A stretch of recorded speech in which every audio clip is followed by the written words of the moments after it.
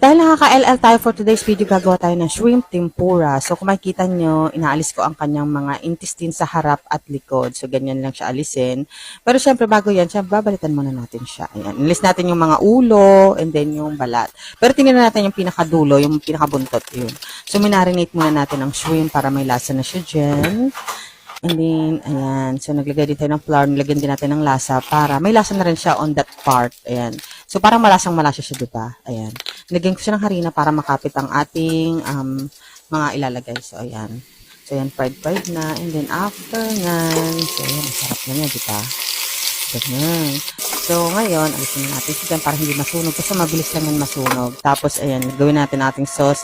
Kikuman lang at saka wasabi. So, ayan, kain na. Thank you for watching.